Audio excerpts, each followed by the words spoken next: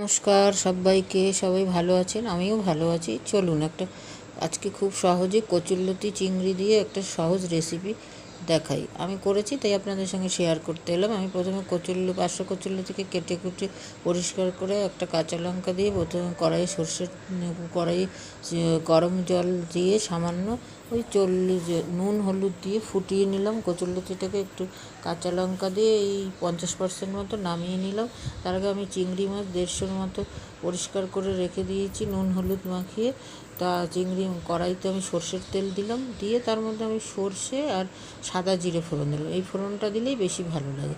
তারপরে আমি ফোড়নটা ওইরকম ভাজতে দিলাম। দেওয়ার পর ওই চিংড়ি মাছটা দিলাম, দিয়ে চিংড়ি মাছটা বেশি ভাজলে ভালো লাগবে না, হালকা হালকা করে ভেজে নিয়ে তার মধ্যে আমি মশলা হিসাবে খুবই সাধারণ ওই ধনের গুঁড়োটা বেশি দিলাম আর জিরের গুঁড়ো আর ঝাল লঙ্কার গুঁড়ো দিলাম, কারণ কচু জাতীয় জিনিস লঙ্কাটা বেশি দিলে ভালো লাগে। আমি চিনি ব্যবহার করি না, আপনারা করতে পারেন, তবে কচু জাতীয় জিনিসে রান্না করলে আদা দিলে ভালো লাগে না, তাই আমি আদা ইউজ করি না।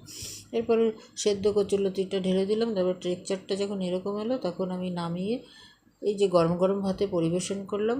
আপনারাও পরিবেশন করে দেখুন।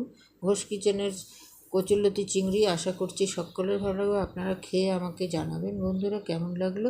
আমার চ্যানেলকে সাবস্ক্রাইব করবেন, শেয়ার করবেন, কমেন্ট করবেন। দেখা হচ্ছে পরের ভিডিওতে।